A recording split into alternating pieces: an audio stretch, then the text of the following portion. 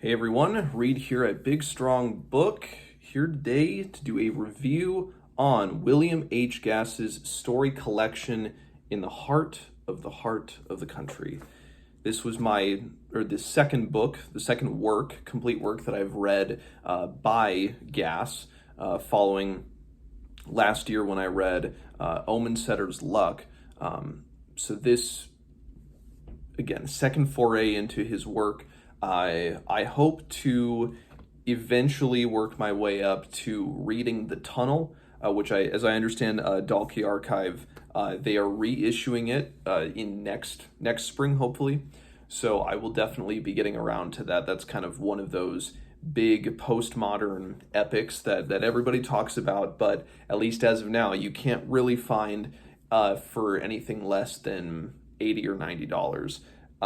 But we are fortunate that publishers such as the New York Review of Books and YRB, that they have reissued within the past 10 years or so things like In the Heart of the Country. I think they also reissued his extended essay called On Being Blue, which I have not read yet, but is on the horizon. I think Gass is not. Omen Setter's Luck, of course, is still in print. His third and final novel, Middle Sea, is still in print, as well as a couple other story collections. And it's been a little while now since I read Omen Setter's Luck, and so my familiarity in looking back on Gass's prose, and on kind of this kinds of stories he's interested in telling, had started to fade from my mind, but immediately upon reading In the Heart of the Country, but especially once I got into Mrs. Mean, the second story in this collection, I'm like, okay, yeah, I remember the way he tells these stories, kind of what he likes to focus on, what his characters, especially his narrators, the kinds of individuals they are. But what I'll kind of do for this is I'll go story by story. I had thought about doing individual reviews for these stories, but I don't think it would have been worthwhile. Better to just kind of knock them all out in one go, because there are only 5 within this collection. So the first story is the longest in this collection. The story is called The Peterson Kid. It's about 80 pages long, so it's about 40%. This book is a little over 200 pages, so it's about 40% of this collection is just one story. And The Peterson Kid is arguably Gass at his simplest. Now, it starts out simple, but with these kind of, the characters within the worlds that Gass creates are very disgusting. Just they're inherently disgusting, even the narrators. But in many respects, The Peterson Kid, it is a coming of age story. It is a triumph, perhaps, over generational abuse and alcoholism, perhaps, although I feel like it's still kind of muddled at the end. But the Peterson Kid story, it follows the narrator, Jorge, who seems like he's maybe a younger teenager, or maybe like 12 years old.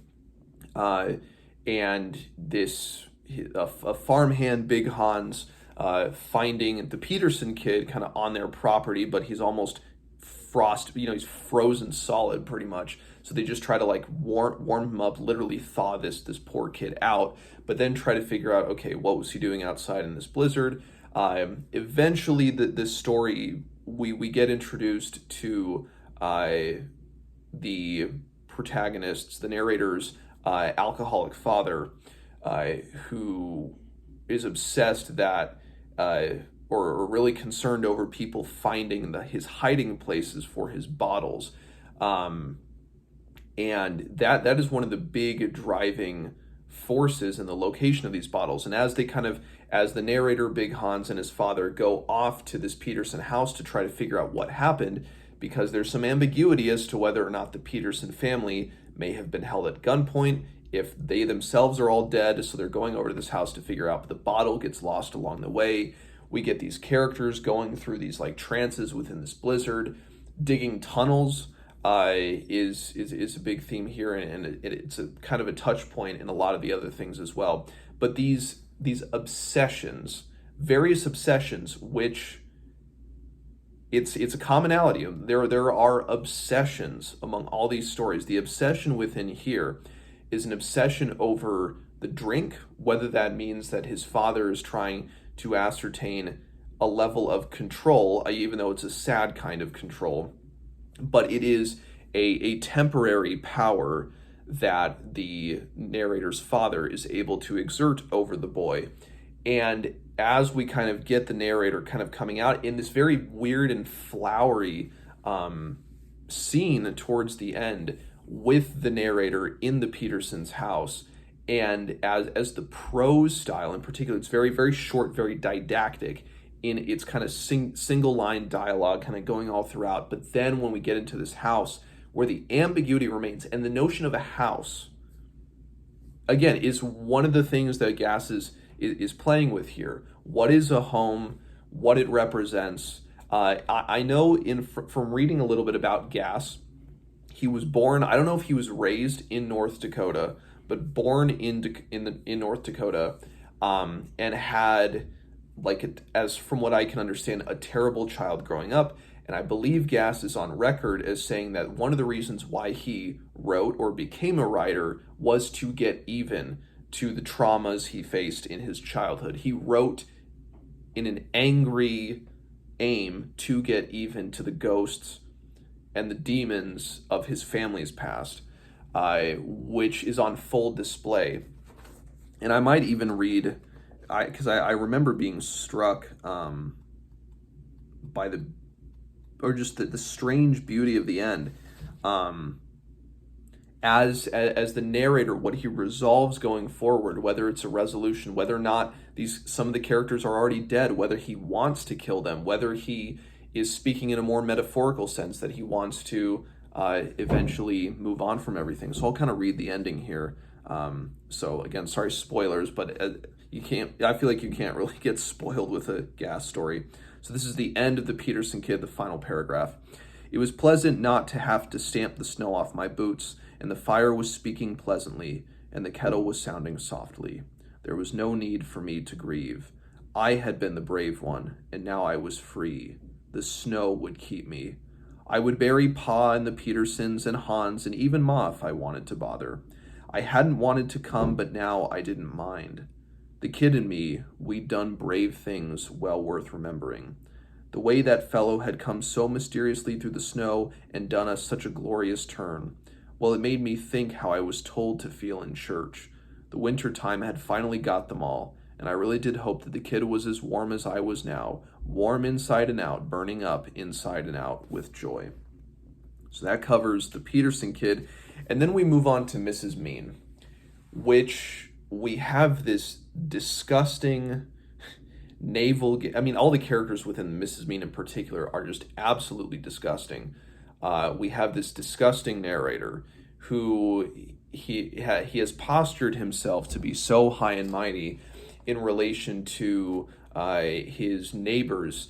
He styles himself as almost this prophet or this oracle, offering them this sage advice but he is just so intimately interested with his neighbors, in particular his vile neighbors like Mrs. Mean, a self-styled Mrs. Mean, a mother who appears to hate her children, but the hatred is manifest in the silence she exacts towards her children. But then it's a silence that grows, but then Gass, through the narrator, he kind of backs off a little bit. But Mrs. Mean, it was just this strange kind of rollicking and all enveloping, violent, just gross kind of story. And that's the best way, I think, to describe Gass's writing, because again, Mrs. Mean is something that took me back to Omen Setter's Luck, of just, it's vile. These characters are just, they're deformed, they're gross. It's not an external grossness, but rather their interior disposition is just horrid. It's disgusting. And this self-obsessed quality that really rises within Mrs. Mean, and then carries over even into the third story, into Icicles, where we get a different kind of obsession in this with this real estate agent. I might spend a little more time here on Mrs. Mean, but it's just, I might even flip through it to see if more can spark my mind for what to talk about. It was just a story that is so, it is observation. The story is simply observation, more so than we saw in the Peterson Kid, but it kind of rises to this big level where he desires to kind of sneak into these houses as if some greater truth will spring forth for him, but ultimately it never does. So then we get into the third story, Icicles, which is so beautiful, but then becomes so deranged. We just have this character who it appears he's a real estate agent, or involved in real estate, and he's showing properties, and we are shown a winter scene where icicles are everywhere, and he's just so obsessed with kind of the perfection of these icicles, and obsessed in telling everybody else about them. And he's got these interesting, I might remind myself what his name, Fender, that's right. Fender is the kind of the protagonist's name. It's a third person narration, so a departure from the other stories within here. But he has a boss, Mr. Pearson, who rattles off about the nature of property, and property owns people. And maybe it is Fender trying to kind of break free from what his boss is telling him. Rather, he's not obsessed with the rooms or the houses or the kind of mundane qualities that come across through what people search for in a home. It's Fender seems more inclined, more obsessed with the momentary, the icicles that come and gone. But Fender he hopes that the icicles will remain forever, even though it is a temporary. But it's that momentary stillness that Fender is so taken by. He is so carried away by, and eventually, of course, again, apologies with spoilers, but eventually he loses his job, and then is so almost enraged by the end of these children enjoying a winter scene of these sledders, of these other people kind of bringing in this sort of merriment into the scene, and he despises them for it. Then we get into the fourth story, which is the shortest in this collection. It's only about a little less than 10 pages. Order of Insects, in which, again, it is this a homeowner who is fascinated by the insects that they get, but it's where you take that. It's not just they are a pest, but that these insects have a world of their own, and then it is an obsession from the narrator of trying to figure things out. And I'll read the final paragraph of this very short story as well, just to get an idea for how Gass is writing. And the narrator says, "Strange, absurd, I am the wife of the house. This point of view I tremble in is the point of view of a god, and I feel certain somehow that I could give myself entirely to it were I not continuing a woman." As if a woman has a duty to the household and cannot think of these matters, or that's what the narrator is kind of confronted with. "I could disarm my life, find peace and order everywhere, and I lie by my husband, and I touch his arm and consider the temptation. But I am a woman, I am not worthy. Then I want to cry, 'O husband, husband, I am ill, for I have seen what I have seen.' What should he do at that, poor man, staring up in the night from his sleep to such nonsense? But comfort me blindly and murmur, dream, small snail, only dream, bad dream, as I do to the children. I could go away like the wise cicada who abandons its shell to move to other mischief. I could leave and let my bones play cards and spank the children. Peace. How can I think of such ludicrous things? Beauty and peace, the dark soul of the world. For I am the wife of the house, concerned for the rug, tidy and punctual, surrounded by blocks." wanting to break free. Again, that's kind of as I'm discussing this now, that's kind of the through line. We have in the Peterson kid, Jorge, wanting to come of age, to break free from the shackles of his life. He's convinced he'll do so. Mrs. Mean, it's more of a realization that almost he cannot. Within Icicles, it's wanting to enjoy the momentary. Within Here, it's wanting to break free from the confines of the home, or perhaps the confines of the gender roles, perhaps the household roles. But is that even possible? We get another kind of growth and inward decay within the final story here, which is just it's sheer poetry. In the heart, the title story, in the heart of the country, in which it is Gass pointing a big fat finger at the illusion, the mythology of the Midwest, and how any type of